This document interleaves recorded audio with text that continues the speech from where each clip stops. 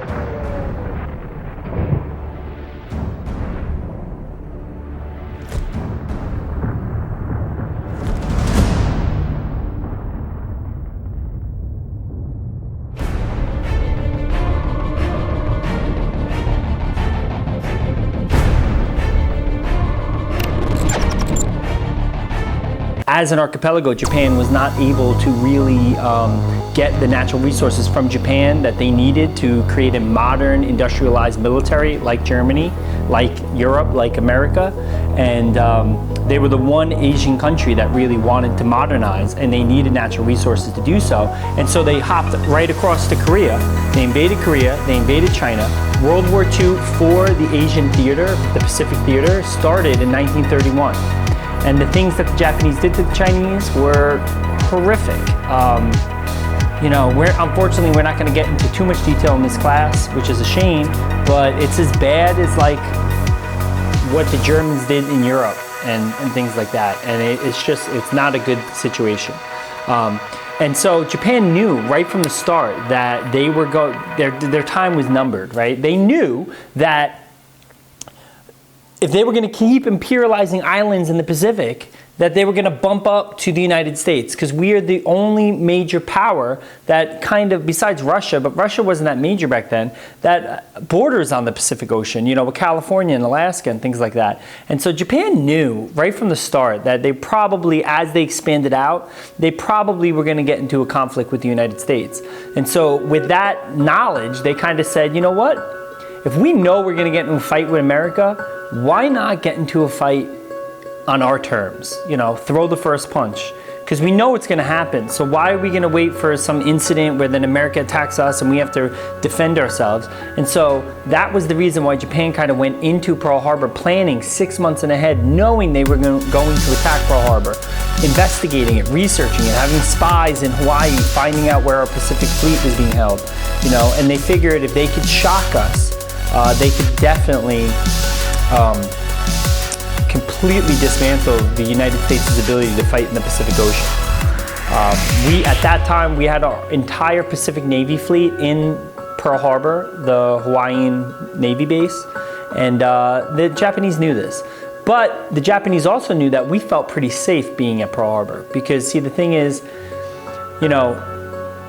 back then, the idea that Japan on the other side of the Pacific Ocean, thousands of miles away, could fly planes to Pearl Harbor, Hawaii, was not realistic, right? There was no way the Japanese were going to be able to fly planes all the way to Hawaii, bomb Hawaii, and then fly home. And so America felt pretty safe at Pearl Harbor, which is why it came as such a surprise.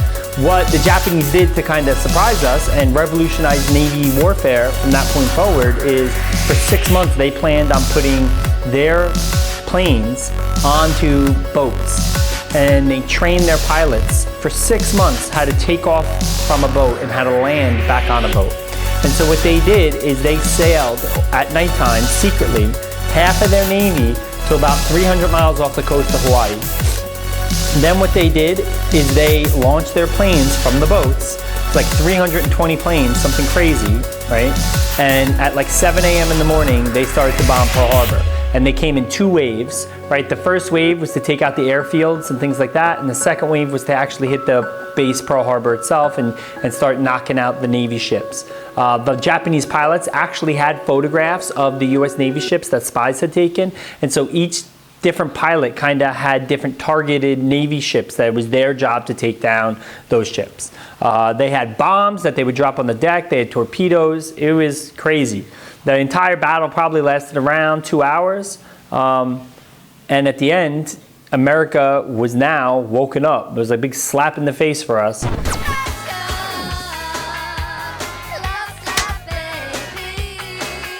And whether we wanted to or not, whether the isolationists who didn't want to get involved in the war wanted to or not, the decision had been made, right? Japan made it for us. The United States was going to get involved in World War II. And so it's so interesting because I think you see a lot of propaganda talk about how, the Japanese were traitors. They betrayed us. They were cowardly by sneak attacking us and all these horrible things. And we absolutely hated. The American press and the American people hated the Japanese because of this. But the truth is, if you look back through history, you kind of realize that Japan actually made a smart decision. Japan feared us. And Japan knew that if one country was going to be able to defeat them in the Pacific theater, it was going to be the United States.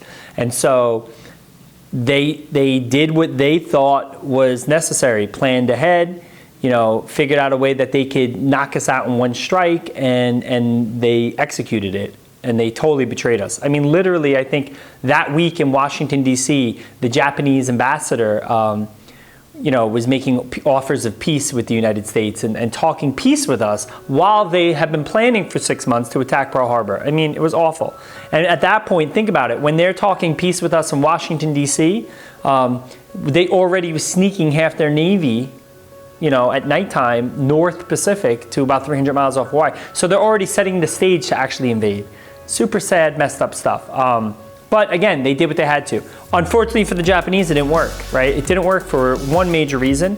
We happened to get lucky, and 2 of our aircraft carriers were not in harbor. They were out doing maneuvers, and I think it was 2, it might have been 3, but a few of our aircraft carriers were doing maneuvers out in the Pacific, and were totally unharmed. And the Japanese didn't know that. It was something that they didn't know our Navy training schedule. And so just because those boats weren't there, they managed to survive.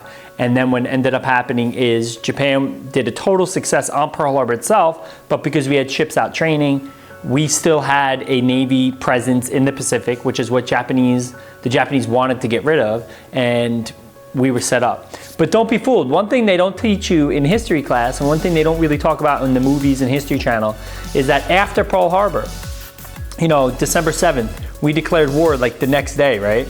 and then we declared war on Germany a few days later.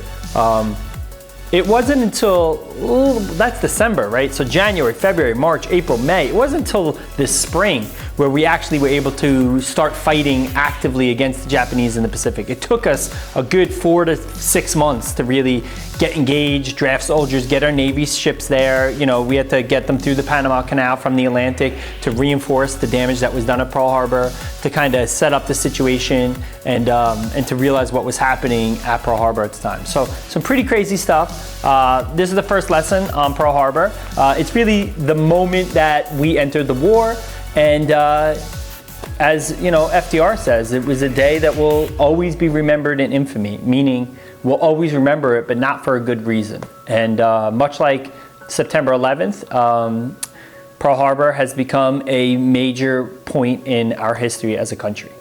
And so the question that I want you guys to kind of answer, you can answer it in your notebook, is do you think the Japanese did what they should have done? Like, they knew they were imperializing, right? The world is already at war with Nazis in Europe. They know the United States is not involved in the war, and yet they planned ahead to attack us because they knew it was only a matter of time before they would actually get involved in the war. So do you think what they did was a smart strategic military move, or do you think what they did was cowardly, sneaking attacking a country without knowing it? Right? I want you to comment below and kind of let me know how you feel about it. Are they cowards, or were they smart military people who made a strategic move and unfortunately it didn't work out for them? It's kind of your call. I kind of think, I'm not gonna tell you what I think. It's up to you. So do that. Yeah, so that's it. Peace.